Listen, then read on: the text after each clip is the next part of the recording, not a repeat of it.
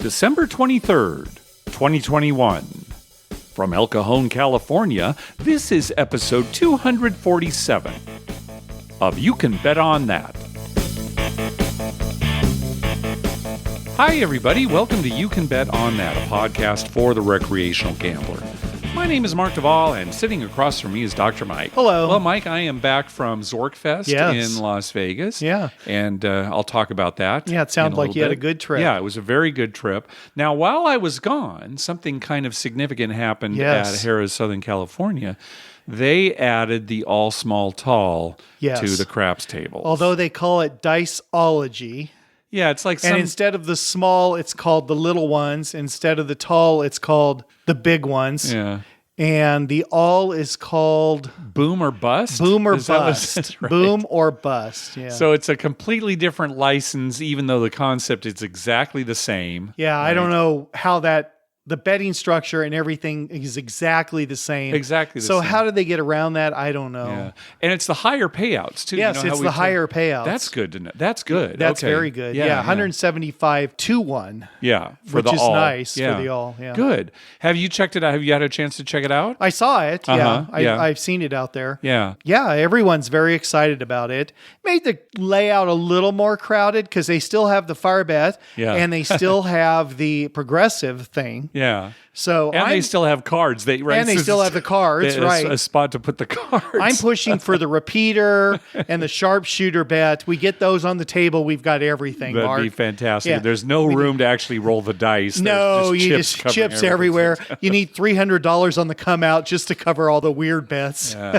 So how is this going to affect your play? Because as you know, I don't make the bet, so it's not going to affect my play at all. How do you think it's going to affect your play, Dr. Mike? Well, I'll tell you what, I'm going to have to put less money on like craps and 11 and three-way sevens and things like that. Oh, like you do on the come out because you're going to be making that bet, because I'm going to be making that other bet. But I'm still going to have to cover it. So yeah, it's going to cost me a little more.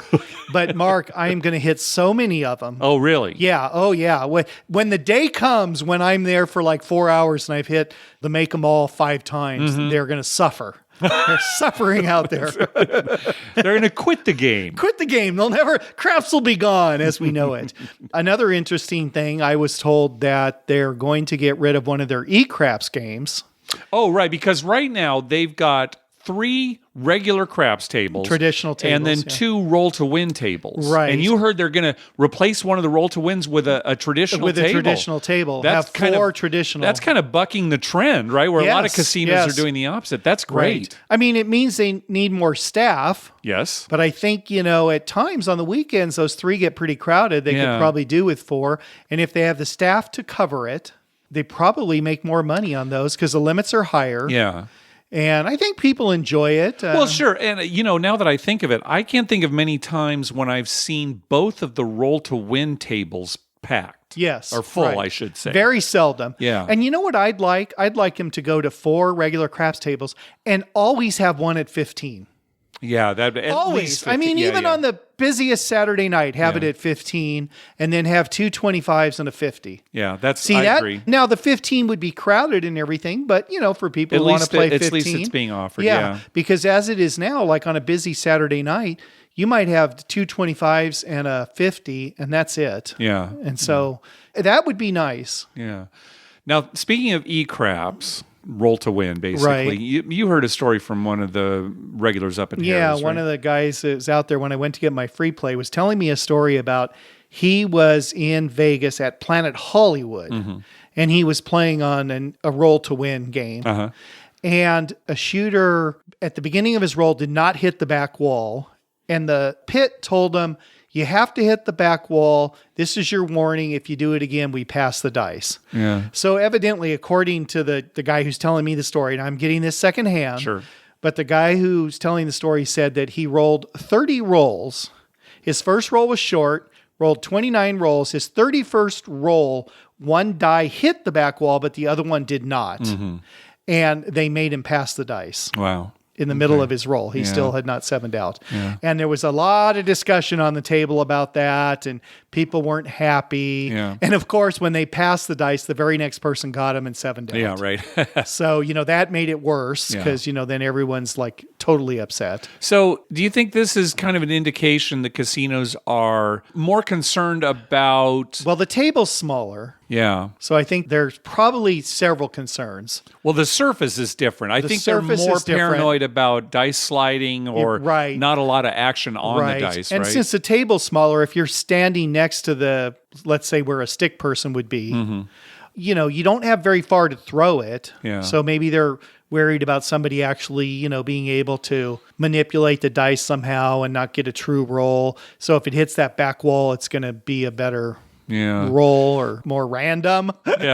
More random. Because the policy at every casino is the dice have to hit the back wall. That's kind of loosely enforced. Well, yeah, because, you try every time. Right. But sometimes it slips out of your hand, and one dice will only go like 3/4 the way down the table, and the other one goes all the way. Yeah. Sometimes there's an older person who just can't even get them all the way. We've seen that a lot. Yeah. And they're not doing anything weird. Yeah. But maybe because that's a short table, they're worried about that. One of the pit bosses told me, because I asked about it afterwards, they said, well, they're probably worried about cheating. And she was saying that they were probably worried about a stick person. There's only one dealer there who handles the roll, puts it in the machine. Right. And other person being in collusion. So like a player and a stick person being in collusion and entering the wrong roll so that player wins. Mm-hmm. Although that could probably only happen if, you were the only person on the table. If you wouldn't get away with it with other people there, they table. Would be like, wait a minute, I thought I, won on that and they didn't win. It's interesting you say that because the last time I was at Harrah's, they've implemented this new policy that just seems ridiculous to me. On a roll-to-win table, as soon as a shooter has rolled 12 times, right, a minimum of 12 times, the dealer has to yell over to the pit and announce it. That they rolled 12 times. 12 rolls. Okay, and then what does the pit do? As far as I can tell, nothing. Oh, great. But they have to be warned, we got a hot shooter here. He's rolled 12 times. Be on the alert. Be on the alert. There's 12 rolls. Isn't that weird? It's no, so seriously, stupid. Because, seriously, when I was there, the pit's like, well, okay, thank you. We're aware of it. Yeah, it makes no sense. Well, the casino's getting real paranoid about it for some reason. I wonder if they I haven't heard of them actually finding some problem. Well, there might have been problems around the country and the other casinos have said things, or I don't know. It's just stupid, Mark. It'd be like the next time I go play video poker at the bar and I get like 2, 3 of a kind in a row, I'm going to stand up and scream, I got 2, 3 in a row. I'm not cheating, honest. I didn't do anything weird. That's right. And I don't have any devices in my pocket. That's right. The slot manager looks at you, kind of nods and writes something down. Let's watch him. What are they paranoid of? I don't know. It seems to me that the casinos should be worried about other things, and maybe they are. There's probably stuff we're not aware of.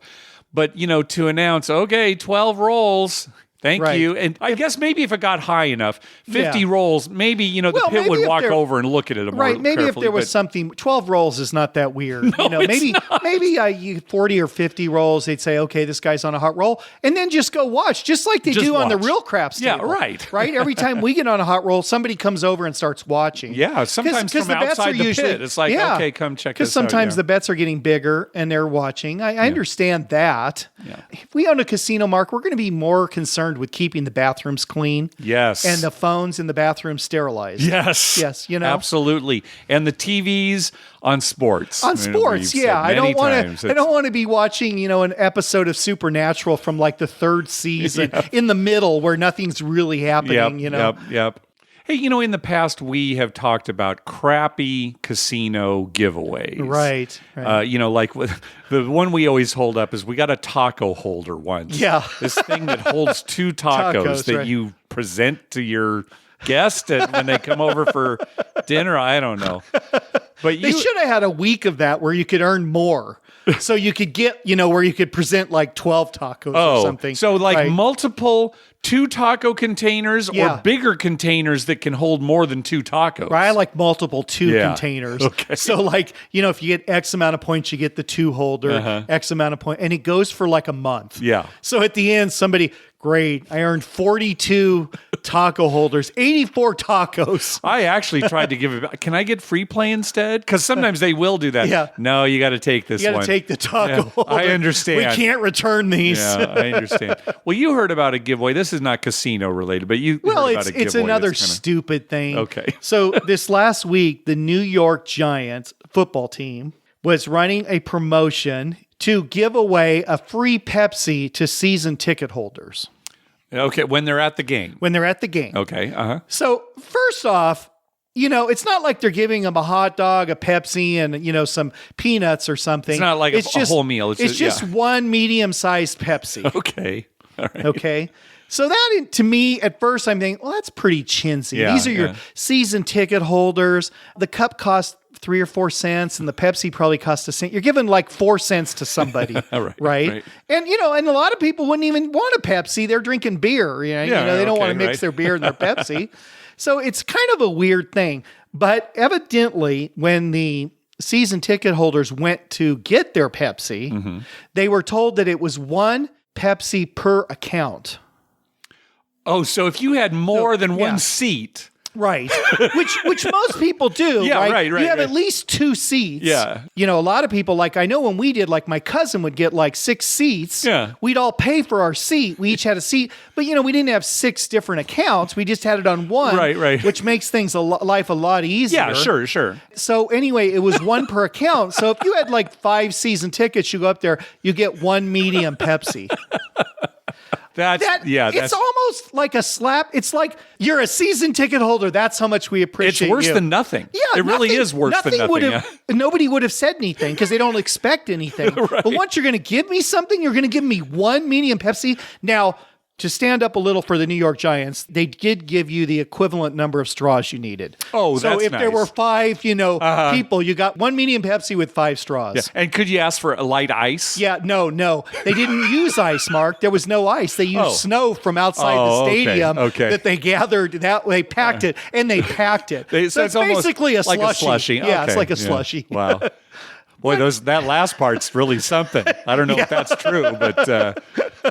I wouldn't doubt it. I mean, if you're going to give away just a Pepsi, that ice is expensive. Electricity for ice. Oh. That is the lamest. So we found something lamer than a taco holder, or the 6-pack of Pepsi is fine. Yeah, the 6-pack that we got at the casino. It's kind of, this is it, but it's per a 6-pack person, it's a 6-pack of Pepsi. I can take that home. 1 Pepsi. I wonder if you could have asked, look, I don't want any ice. Just fill that baby with Pepsi. I brought my own. Maybe. All right. Well, I am back from ZorkFest, so let's talk about that a little bit. This was held downtown at the Plaza, and thanks to Michael Traeger for kind of organizing everything. Yeah, definitely had a good time. I actually stayed at the Plaza, and it started with a cocktail reception. And this was kind of nice because they were able to get Oscar Goodman, former mayor and former mob attorney, to come in. He's quite a character. He came in and told a story about how when he became mayor, he insisted that any movie that gets made in Las Vegas, he has to have a part in. Really? He has to have a cameo. Yeah, that's he laid down the law. I like that. Yeah. Now, see, that's somebody, honestly, you can trust. If he's willing to say that, he's probably not keeping anything from you, right? That's right. He's the kind of person who's, I'm upfront about it. I'm going to be in every movie that's made here. But it was good to see a lot of people I hadn't seen in some time, probably since the last ZorkFest, with the shutdown and everything. Oh, there's so many people we haven't seen. Yeah, I know. It's crazy. So, and I'll forget. If I try to list off everybody, I'm going to forget. So, I'm not going to try to list everybody. Well, they know if they were there. Yeah, I think they'll remember. After the cocktail party, we had a little time before dinner. We actually had dinner at Oscar's, which is at the Plaza. We had some time to kill. We thought, let's go gamble. We went down to Plaza. The craps table was full. The Pai Gow poker wasn't open yet. So we decided to go over to Golden Gate. Wasn't open yet? Yeah. Pai Gow poker wasn't open yet. What time the Pai Gow dealers come in? 7:00. Really? This was like a weekend. This was like a Friday night. We don't do Pai Gow before 7. There's just not a big demand for it. I guess not. People play Pai Gow on full stomachs. They don't like those midday Pai Gows. Well, a bunch of us went over to Golden Gate, and we took over one half of a table, right? There was empty spots on the whole half. So we took it over. We all bought in, took forever, and this woman got the dice. She rolled for 45 minutes. Wow. Oh. And then we all cashed out. Nice. It was one shooter. Yeah, it was so great. Just one shooter, 45 minutes. She made a bunch of points. We all made money, cashed out. And then, the pit called over to the cashier saying, well, I got to warn you, a bunch of cash outs are coming, right? And there's some big chips coming your way. So wow, that's nice. Oh, my gosh. It was is this going to have a happy ending? Well, that's the end of that part. Oh, okay. I thought maybe you were going to say, and then we all got food poisoning at the dinner. Oh, no, there wasn't. It didn't work both ways. No, we didn't have to pay for that in some other ways. You didn't have to sacrifice in some other way. No, and the meal was fine. The meal was really good. One thing I will say about the meal, there were a bunch of us at the table, but, listeners who knew who I was and listened to the show. Right. And I was telling the story about what had just happened. And there was a woman on the other side of the table who was not very familiar with craps or gambling or anything. But she was very curious about, what I was telling this story.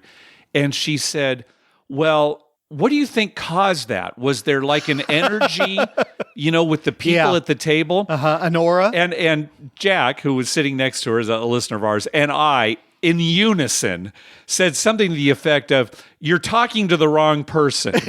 Knowing my personality. Right, I say, no, it wasn't the energy going She wanted to ask me that question. I would have told her exactly what caused it. And I'm not making fun of her. I mean, she was very nice, and, she was, we were making conversation. Well, if you don't gamble, you're thinking, well, what'd you do special to get that, right? Yeah. How do I repeat that? Yeah, right, exactly. So that was kind of fun. And we had actually a very good conversation after that, too. And, she was very curious about different games and things like that. But that was funny. It's funny, a person in Vegas who's not really into gambling or anything.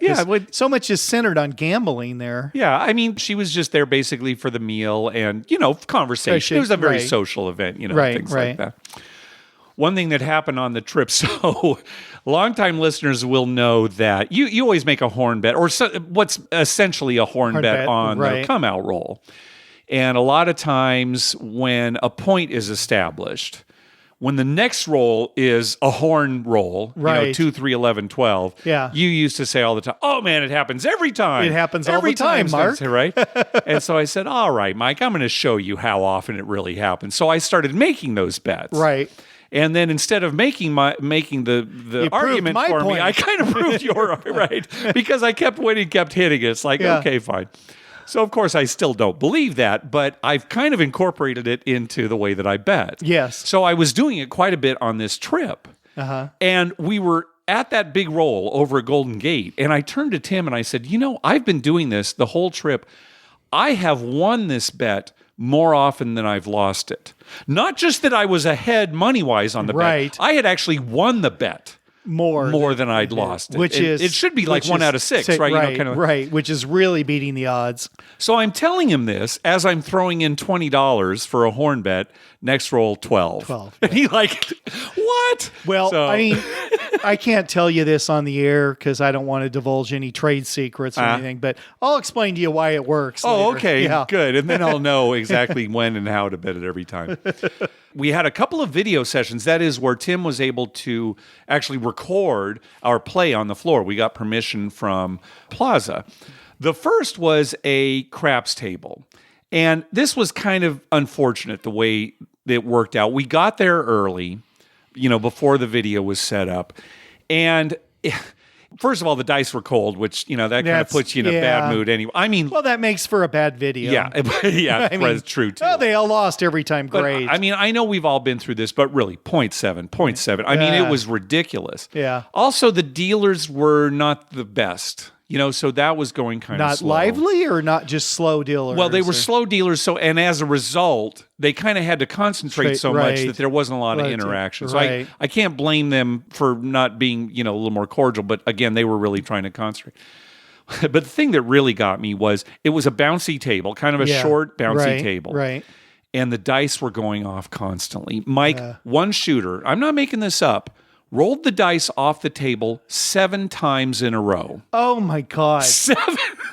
Mark, besides losing, that is my least favorite thing. I mean, it's so frustrating. Well, and the thing that got to me, and Tim agreed with me here, when they were going, and he wasn't the only one. He was definitely the biggest culprit. Right. But he wasn't the only one.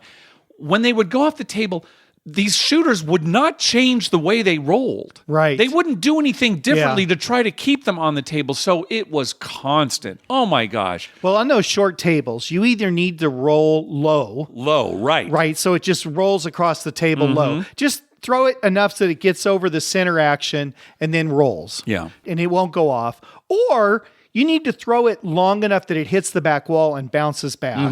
But if you throw it like just short of the back wall, it hits and bounces off. And that's what was happening. So either when that happens once, you have to say to yourself, I'm going to throw it longer to hit the back wall, or I'm going to throw it shorter so it doesn't have room to bounce off, or I'm going to throw it lower. Yeah. It's those people who roll with that high arc. Yeah. And they think that somehow that high arc helps. Yeah, right. Yeah.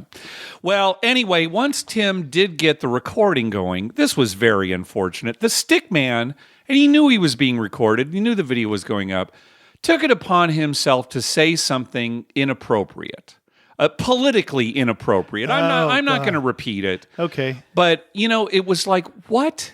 You don't know what kind of people you've got around the table. No. You don't say, and he knew he was being recorded. It's almost like he's in showing life, off. there are things that you shouldn't say in mixed company. Yeah, right. Politics is one of them. Yeah. Religion, Yeah. because people have have very they feel ideas. very strongly they about feel of very course. strongly about certain things. So you might feel strongly, and the other guy might feel exactly the other way strongly, which creates conflict. Yeah. So keep it nice. So, it put a damper on the whole evening. It was going so slowly that the video just wasn't engaging at all. It took so long between rolls.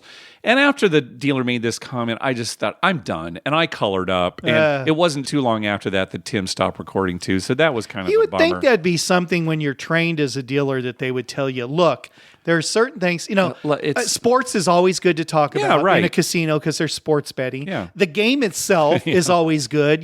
Say something like, oh gosh, I hope this hard 8 comes up or something. Nobody's against that. It's almost like this guy wanted to make a point. Right. Right. So anyway, the following day, though, we took video of us playing face-up Pai Gow poker. That was much better. And we were having a good time, and some of us were mic'd.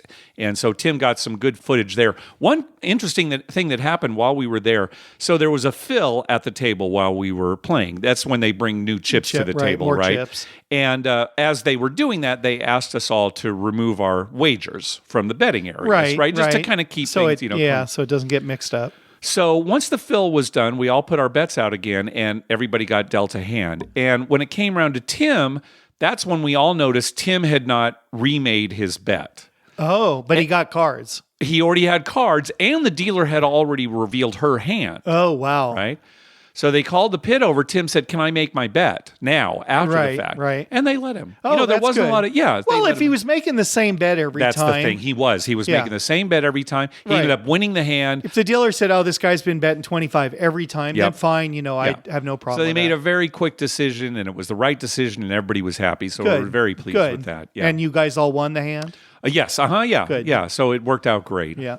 So, there's a lot of other things that happened during the trip, and I'm sure Tim will talk about it on his show and, on other podcasts as well. The last thing I want to say, one morning I got up and I went to the table, and there were these drunk hillbillies. Now, what do you mean by hillbillies? I mean literal hillbillies. All okay. Right. And I say this with affection because on my family tree, my branch is pretty close to some hillbillies. Yeah. All right. So well, mine is. My mother grew up in the Ozarks, so a lot of my relatives are hillbillies.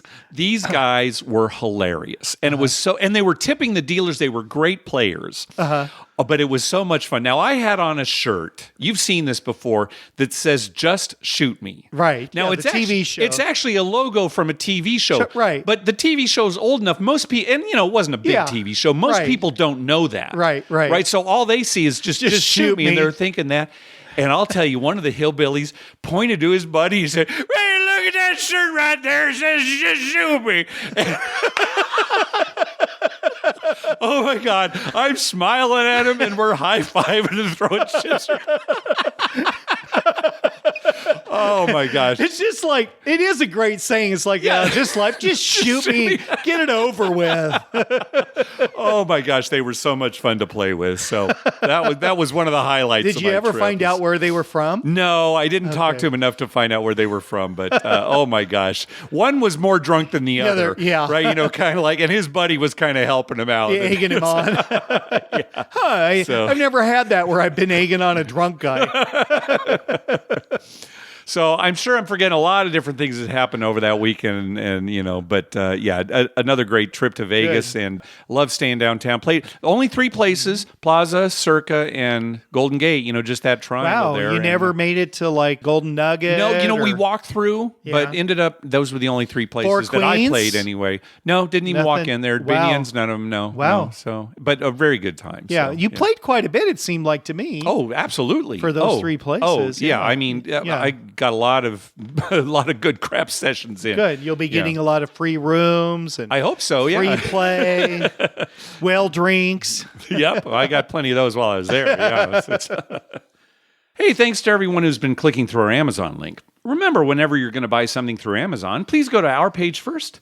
You can bet on that.com and click through our Amazon link towards the top of the page. All right, let's move on to some voicemails. First up is Ariel. Hey, Dr. Mike and Mark, this is Ariel. We see each other at Harrah's Drink Call once in a while. Been listening to you guys for a while, but first-time caller, so, you know, definitely keep up the good work. Just wanted to do a trip report. So we went to, like, Sycuan Casino, and I didn't know how far it was, but it's freaking far. The casino was nice, 2 stories of, like, gambling area. It's pretty big. They have a section for tables, and they had, like, slot machines. Play some craps. They only have 1 table of craps and 1 electronic craps table, so 2 craps table. Limits were $10, and then at 9 o'clock, they increased the limits to $15. So it wasn't crowded at all, maybe because it's so far. So I played that for a while, and ended up leaving the table $200 down, and then just kind of walked around the casino to see what it was like, because I've never had it.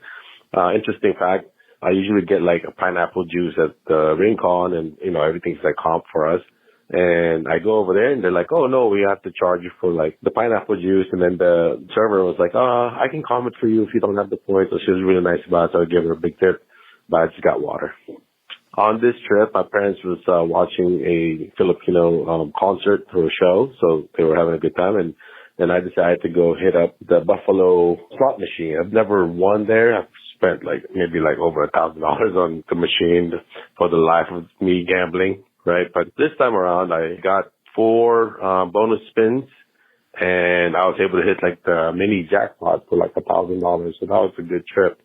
So overall, my first trip, Sycuan, was really good. Ended up being up at like $1,000 and pretty much had a nice trip and then headed back home. The concert was fun too. So my parents like had a good time over there. But I just want to let you guys know, $10 table, not too bad. But it's like an hour and a half from Rincon. It's like 2.5 hours from me. So it's really far. Anyhow, thank you again for what you do. And you guys have a good one. And I'll probably see you guys around. Yeah, definitely see him out there. Yeah, if you're driving from L.A., that is a pretty good clip. But, you know, like from my house, I mean, Sycuan's way closer than 25 Harrah's. minutes, 30 minutes. Or even from downtown San Diego. Yeah. Sycuan is actually one of the closer casinos. Ones, right. So it takes a little while to get there because there's no freeway access. Right, yeah, you have to go through some mountain roads a little bit. Right. Yeah. Mm-hmm. Just as a side thing, Sycuan was the first casino that I ever went to in San Diego County. And me as well, yeah. And when it was a card room only, it's before we had casinos. Right. They had a little card room out there, and it was small. Yes. I mean, the size of a house. Yeah, it was, yep. Poker is what you're talking about. Poker, you could play poker. Right. Mm-hmm. And then they got Pai Gow poker, and then it kind of took off, and then full-blown casino and stuff. Yeah. We played a lot of Pai Gow poker at Sycuan. Yeah, a lot. A lot. You have no idea how much Pai Gow poker we played at Sycuan. It would be hard to explain to somebody how much Pai Gow And it was quite a culture, too. It's not like Pai Gow that you see in casinos right now. It was, player banked, 3-4 people deep on the table. It was crowded, betting over each culture, other. It was a scene right out of Deer Hunter. I always tell people, it's that scene right out of Deer Hunter. Where they're all throwing their money betting on the thing. Right. That's right. Yeah. Not surprising they don't get free pineapple juice. That pineapple juice, that, Mark, is liquid gold. Really? Baby. That's liquid gold. What juice would be free? tomato maybe. Now, I love tomato juice. Okay. I know a lot of people don't. Yeah. But I like all juices. Okay, so tomato juice would be free. Yeah. But you're not surprised to hear that you got to pay for the pineapple juice. Yeah. Isn't that weird? Why would pineapple juice? And you know what? It's probably not even fresh. Yeah, I mean, definitely not. It's out of a big can that they get at Costco. Yeah. That is so weird. Yeah, so in California, by law, they cannot comp you alcohol. Right. So you'd think at casinos, everything else would be comped. Soft drinks, juices, water, that kind of thing, yeah. The next time I'm at Harrah's Rincon, I'm going to only drink pineapple juice, Mark, just to stick it to him. I'm going to remind you, okay? Yeah, remind it's like you're on your 6 or 7. I love this stuff, but it's a little much. Yeah, I glunk, glunk, glunk. I love pineapple juice until your mouth is raw inside from all the acid. When we had our honeymoon in Hawaii, I ate so much pineapple. Oh, I know. Because it was fresh. Yes, I mean, every meal I ate pineapple. I mean, fresh chunks of pineapple juice. I do love pineapple. I do too. But maybe that's something new because of the pandemic. Maybe it's hard to get pineapple. You have to charge for pineapple. I haven't heard that, but mandatory vaccine here, and we charge for pineapple. We can't do anything about it. That's right. Governor Don't mandated get mad at the dealer and the server, okay? Right. They're not in charge. Mandated by the state. All right, we're going to hear from Ariel again in the episode. Buffalo slots too. We should mention that. That's a favorite of a lot of people. Oh yeah, it's the big slot. I mean, I don't know why that became the big slot. Well, everybody loves to see those buffaloes stampede. Yeah. That's why. Who doesn't like that when they're coming at you? Wow. Yeah, it is kind of fun when the whole machine lights up with buffaloes. I mean, I'd rather have it be like roosters, all you think crowing at the same time. Yeah. Much rooster slot. Yeah, you might be in a minority there. So consider what that. animal? What animal is the best for slots? Yeah, I don't know. Sloth. Almost sounds like slot. It just lays there. What's happening? How come this bonus round is taking so long? So quiet in here. People would love that, a quiet casino. All right, next call. Hey, Mark and Dr. Mike. It's Brian from Chattanooga with the quick trip report. It's funny, on one of the last episodes I listened to, you were talking about it being a sideshow for Harris Cherokee, and wow. This is one for Cherokee Valley River, but it is an update I wanted to share with you guys. I went over Thanksgiving holiday, great time, sports betting's going, so you've got that going on in the background while you can hit up the table games. But I was playing blackjack. It's pretty much 25 minimums on everything. Don't be too scared of those. You can still walk away even or not too bad, if you just know when to walk away. But when I was playing blackjack, I was making the side bet every now and then. They have 2 side bets. They have a $5 progression. If you hit 21, you get to spin the wheel. They also have your 2 plus the dealer up card. If it makes a flush or a straight, you get certain payouts. Well, my chips had went off to the side just a little bit, and the dealer said, please put them back on right in the middle. And they said, we have brand new chips within the last month that have RFID chips inside of them. She said, what that does is it allows them to track your play more accurately. That way you're getting, I guess, the right credit for what you're playing. And there's no guess. I guess the strategy a lot of time is you go in at the 25 table, maybe you make $75 bets your first couple of hands, and they put that in. Now it knows exactly how much you're betting every hand, so it's tracking it, and it knows exactly how long you're there because they've entered you in at that certain slot on that blackjack table. So from what I gathered, it's that way on the majority of table games minus craps and roulette, because you don't know who's betting what in those games. You could track it in roulette with, the different colored chips, but then if you're also betting on the outside, hundreds or 25s, you're not going to be able to track that per the player. So it sounds like they're doing that, though, for blackjack.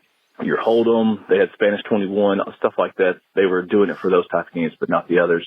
So I'm interested to see if you guys have heard about that or if anybody in Vegas is doing that. But I think it's a good idea to track your play more accurately. So I just wanted to share that with you guys. Thank you, and glad to see you're doing better, Dr. Mike, and looking forward to more shows. Thank you. Yeah, these RFID chips are very common now, especially with the major casinos. Right. It stands for radio frequency identification, and they're able to tell, what chips are actually being wagered at any time. You give your Players Club card to the pit, and then they know exactly what seat you're in, and then you put your bet in the betting circles. They know exactly how much you're wagering. Right. Now, well, they have it at Harrah's Rincon. That's what I was going to say, yeah. Because we don't see it on the craps table. Right, because again, you don't know who's you don't really know where your spots are. There isn't like a circle on the pass line. Or you could be a little off. Put money in the field. They have no idea who's. But when you go to cash out, they line all your chips up on their little sensor there and pops up on their screen. Right, that's another thing. Right, when you go to the cashier, they know how much is there, and if there's a counterfeit in there, they'd be able to tell too, because they'd look at, they'd count it. It'd be different than shows up on their display. Right. It's funny because the chips at Harrah's Southern California look kind of crappy, don't you think? They look like they're cheap. Yeah, chips. It looks like I made them at home. Yeah, really. But they actually have the RFID in them. So, but no, RFID very common in chips now these days. Yeah, I got a kick out of him saying that if you know when to walk away. Yeah. So remember our friend Stan, who one time told us, "I don't know how you guys can lose. Just walk away when you're up." Yeah, he said, at some point you're going to be up. Yeah, that was the first thing. At some point you're going to be up. So I guess if I go to the craps table, I buy in, I make a $25 line bet, and 7 comes up, I should just color up and leave because I'm up, right? That might be the only time I'm up. That might be the only time because again, you're going to be up at some point. At some point, I'm going to be up. It cost me $20 to drive there, but I still got a $5 profit if I just leave right then. And we used to laugh at Stan all the time because he was not joking. No, he wasn't. And he was a smart guy. This is not like no, he's a very smart person, but he just that was his thing. At some point you're up, and I'm like, how many times have we gone and never been up? I mean, how many times? You lose this week. You lose the first 7 out. It's an immediate 7 out, and then you're never up the rest of the night. Maybe you're back and forth a little, but you're never really up. Oh, but anyway, just leave when you're up. That's my advice. Okay, good. That'd be a shirt instead of just t-shirt. Shoot me. Yep, here we go. Just leave when you're up. All right. Next up is Joseph. Hey, this is Joseph from Grand Prairie, Texas, just right outside of Dallas. Quick trip report. Went to Vegas with the wife and the mother-in-law, a little birthday weekend getaway type thing. Anyway, our first trip in December, we were kind of curious what it was going to be like, but it seemed like normal Vegas, pretty busy. Everybody had their masks up and all that good stuff, which was nice because my mother-in-law's 75, so we were a little iffy on going, but we had a good time. We hit up a few hotels. Most tables were at least 15 and up. With one exception, I did see a $5 table at the Downtown Grand, but there was a ton of people waiting, so I didn't get to play any craps there. But did hit some good video poker at Westgate, was where we stayed. I got on the machine that was just waiting to give somebody a royal, and it was so hot that even Dr. Mike would have hit a royal on that machine. Wow. Nope. I played it for about an hour. I got dealt 4 to a royal 3 times, probably 3 to a royal 3 or 4 times. But I finally hit it, and I got my first dealt royal, and so that was nice. It was a good way to end the trip. It was right before we were about to leave, so that was good. But that's it. Just a quick one. Hope you guys have a good holiday season, and I'm waiting to hear from you guys next year. Take care. Bye. Yeah, dealt royal. There you go. Eventually, seriously, I'm going to hit a royal. And there's going to be some I've got a royal over here. And it's going to take a half hour to pay me because they're going to have to look at the camera, see what I did to get that royal. He's not supposed to have a royal. Right. Well, Dr. Mike hit a royal? Yeah. That's not right. Yeah, let's go to the cameras. Gosh, Mike, even Eric Rosenthal, just here, he tweeted us that he hit a royal after I had gone home. Yeah, but he hit a royal. Yeah. So, just to rub it in to me and Tim and you. It's not like we don't play a lot of video poker. All right. I mean, the amount of video poker we play a week is probably what, say, a guy going to Vegas would play, in a couple of days. Right? Okay. I know what you're saying, but. Right. I mean, we play a lot. It's not like it'd be different if we said, occasionally I play. We play video poker every week. We do. All right, let's stop whining. I think longtime listeners know we haven't hit a royal, all right? Let's move on. Let's move on with our lives. Next call. So on the last episode, we talked about how the Seminole tribe in Florida shut down their sports app, and we were wondering, well, what happened to any outstanding futures bets? Is it refunded? Does it stick, or what happens? Well, we got a call here from Luke. Hey, this is Luke in Tampa. On the subject of sports betting and what happens to the future bets, I have a horrible bad beat story. I won't bore you with it, but I will say that the answer is they refunded them. Tampa's been on this incredible run the last couple of years with championships in both hockey and football. And one of the greatest experiences ever has been that legalization of sports betting across the nation. New Jersey, DraftKings, New Hampshire, DraftKings, all of these places you could parlay futures, meaning you could bet on a single game and tie it to a future. And for the last 2 years, I've been doing that with Bucks and Lightning futures, several $1,000s, and it's been excellent. So Hard Rock comes to town to open up sports betting, and this has been very confusing time for gamblers in Florida because I did not celebrate the fact that the Hard Rock was going to have the monopoly on sports betting because of the bonuses. These risk-free bets are the greatest thing in gambling. I've chased these things so much that last Super Bowl, I was in New Jersey loading up on risk-free bets. And I tell you, it was an amazing experience to see the money actually show up in my bank account after I lost several $1,000s in bets, and then the other ones parlayed into winnings in the accounts.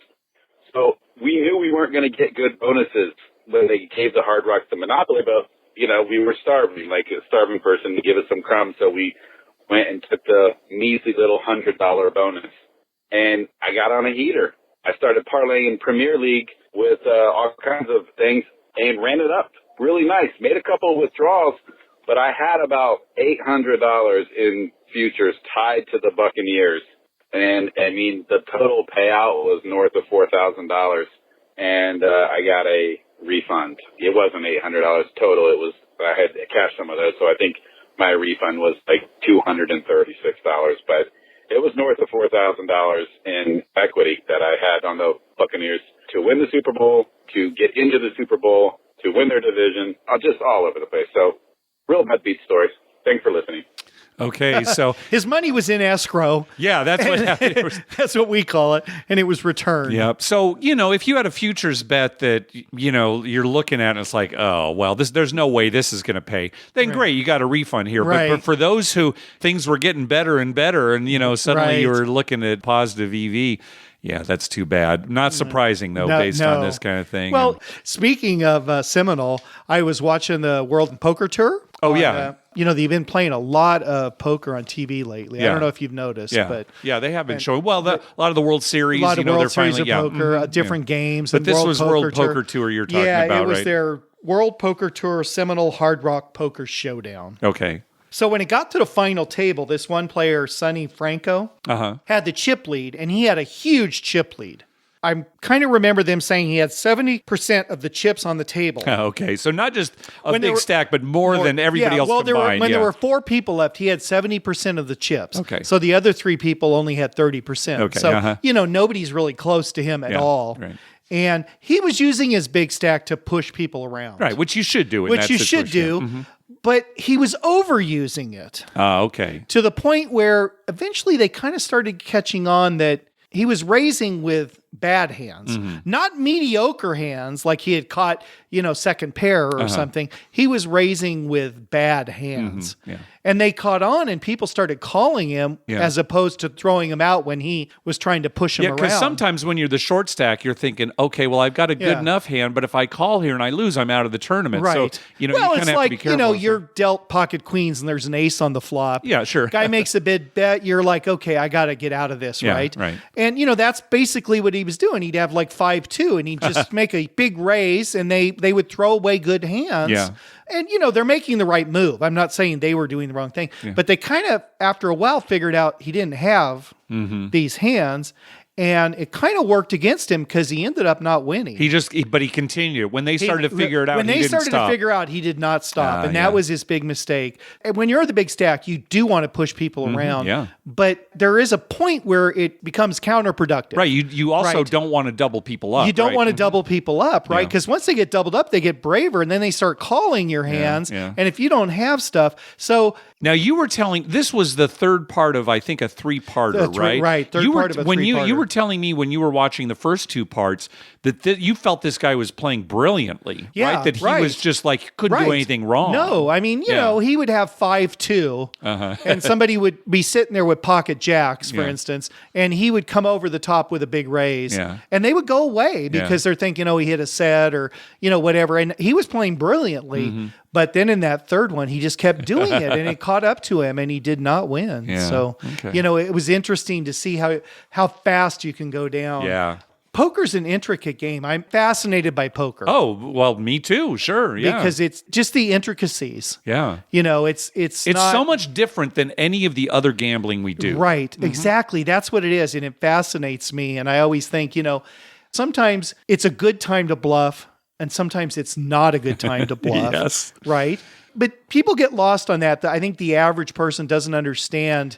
The average person thinks there's a lot more bluffing in poker than there really is. Right. Yeah. And it's more about position. Yep. You know, position and math and who you're playing against. And who you're playing against. There's certain reads and stuff. And, you know, certain people are, say, looser than other people and stuff.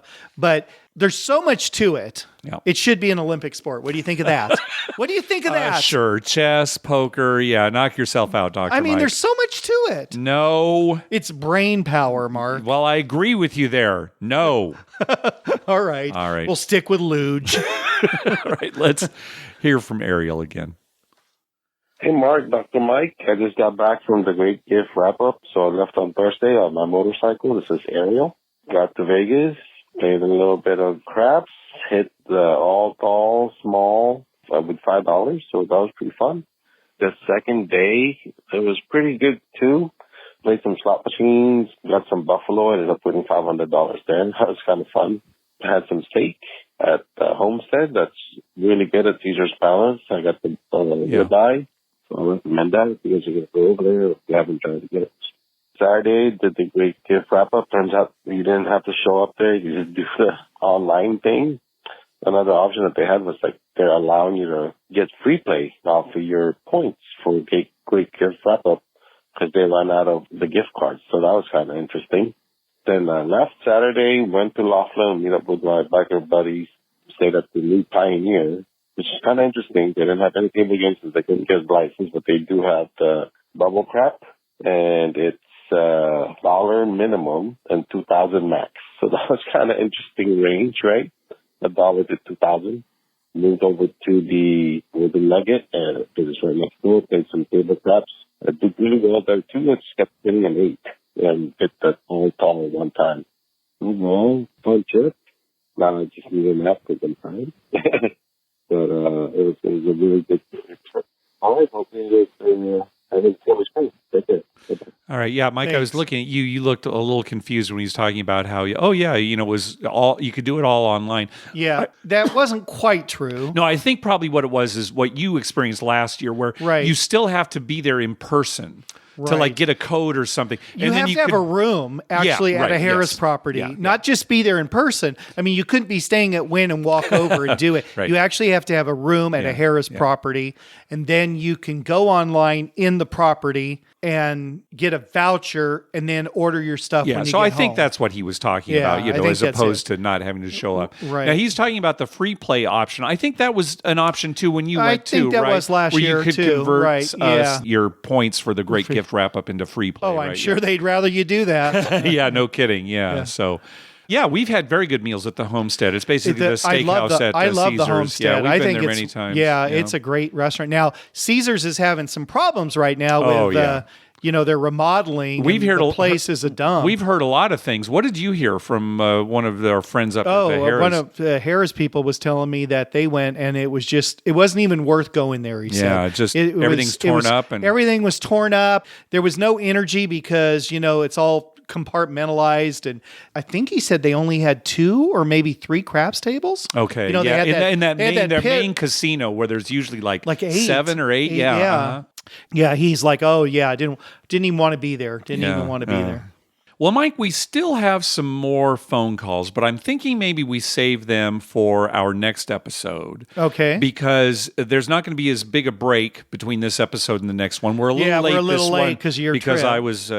And plus, it's the Christmas break and New Year's. We're probably going to have less content, right? Not as many phone calls, that kind of thing, because people are going to be doing stuff with family. People don't gamble over Christmas. Yeah, I forgot about that. Yeah. That's certainly it's in California. It's the law. It's the law. Yeah. No pineapple juice. No gambling on Christmas Eve. So we'll hit those calls on the next episode, and we'll just wrap it up right here. When will be our next one? So our next episode we'll probably record on January 2nd and release on January the 3rd. 2nd. Yeah, so probably look for our next episode on January 3rd. It'll be like a New Year's present for everybody. Yeah, a New Year's present for everybody.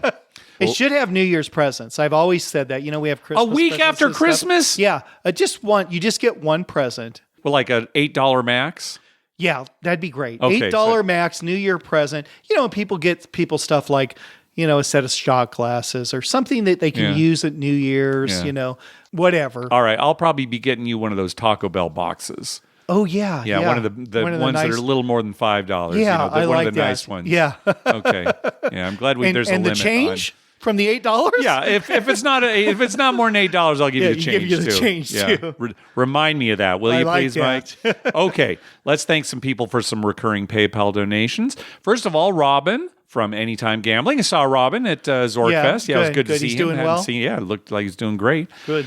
Also, a donation from Justin, Nathan, Brian Dancer, Brian and Sarah, and Josh. Now, did you see Joshua or Brian and Sarah? No, I didn't see any of those. They weren't there for that. They're saving their money for Biloxi. Yeah, we're looking Biloxi, right? The very end of March, beginning of April. March 31st. Mississippi Rob put his itinerary up on Twitter. So, that's what we're we should start promoting that now so everyone can take time off from work. And that's right. Are you committing to it, Dr. Mike? I'm 95% sure I'll be there. 95, that's high. 95, yeah. All right, 95. you heard There's it here, still folks. a chance. You never know what can happen, but 95%. Right. We also got a donation from Richard, who was the one who, when we do our poker tournament. Does the charity. Yeah, he actually donates $100 to a charity of the winner's choice. We got a donation for him. He says, for a trip to Vegas from the UK over Christmas, if I'm still allowed to go as of next week.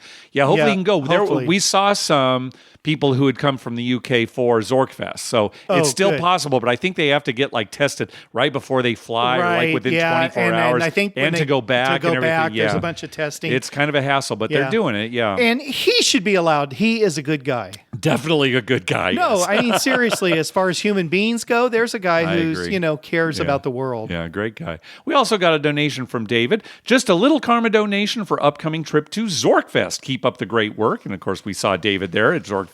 You did. Oh, well, yeah, I shouldn't say we. It was the royal we is what I meant when I was saying it, Mike. You and the rock in your pocket. Also, a donation from Nicholas. Here's a little value for value. This isn't a donation. You guys earned it. Oh, that's nice. That's very nice. You guys make a great podcast that increases my gambling enjoyment. Happy holidays. Happy holidays to you, He might be the only person that's ever said that. Also, a donation from Jonathan. He says, karma donation, Vegas through Tuesday. Nice. So I assume that was like a long weekend trip. Hopefully you had some good luck. Also, a donation from Scott, leaving on December 27th for my first trip back to Vegas since September 2019. Love the podcast. Well, good luck to you on your trip. Good luck. That's a good time to go. I agree. That's a great time to go. Yep. Also, from McGrath, love the show. You guys are great. Thank you very much. All right. And a donation from our buddy Eric Rosenthal. I was cashing out at one of the craps tables, and he made up the difference between what I was cashing out for and an even $100 amount. Wow. So I could just go to the cashier with $100. You should have asked the cashier for, whatever, so you had $2,001. Yeah, I should have come. Oh, Eric, that doesn't do it. Look, I've got a bunch of chips here. I need another $90. Yeah. Well, it's good. He's a great guy. And, it's good to see I him. wished I had been there to see him. Yeah. There's so many people I haven't seen in a while. Yeah, maybe at Biloxi. Probably at Biloxi. Yeah. Biloxi's a good place. It's in the middle, Mark. I like it. It's in the middle. Says that great things about it, so I'm sure we'll love it. Hey, be sure to check out our TV listing showing all the gambling-related shows coming up within the next 2 weeks at youcanbetonthat.com/TV-listings and our list of gambling-related movies at youcanbetonthat.com/movies. We'd love to hear from you. Call our voicemail hotline at 951-292-4377. That's 9512-WAGERS. 9512-WAGERS. Or you can email us at youcanbetonThat@gmail.com. You can also follow us on Twitter at YouCanBetOnThat and on Facebook at facebook.com/YouCanBetOnThat. Finally, please go to your favorite podcast app and write a review of the show. We love getting your feedback. Dr. Mike? Well, Mark, it's holiday season. Yes, we want to wish everybody a Merry Christmas, Happy New Year. And any other holiday that people celebrate. Yep. And that's what I'm going to talk about. You know, we're so lucky, you and I, because, well, first of all, we both have great families. Yeah. Our immediate and our relatives and everything. And we also do what we like to do, which a lot of people in the world can't say. Yep, agreed. And we have a lot of great friends. Yep. All over the world, really. And that's another thing. Well, that's what's so great about being able to do this podcast and have listeners that we've met and interacted with. Right. Doing some that we've gotten to know quite well. Doing what we love to do. Right. So for that, we are blessed this time of the year. I mean, it's funny how community, and if everybody just in their own little area had their own community, we'd have no problems in this world, Mark. I'm waiting for that day. and then I'll be driving out to Harrah's with you, and I'll say something, and you won't say, well, Mike, I've got a theory. Yeah. and I'm waiting to the day when I never hear that again. You never have to hear about my theory I never about, have to hear about the human race. Your theory about the human people race. And everything, yes. Right. Maybe I'm a little optimistic, but, I'm always optimistic. I am too, even though, I complain. I am Yeah, we're too. always optimistic. Both of us are, How many times have you and I been at a craps table and been down a boatload of money and looked at each other and said, we're going home winners today? And it doesn't always work out. No, but when it does, you wins. then I can be on the way home and you want to leave. You wanted to go eat. All right. Well, happy holidays. We'll talk again next year. Thanks Stay for healthy, listening. Have a good holiday and a great new year.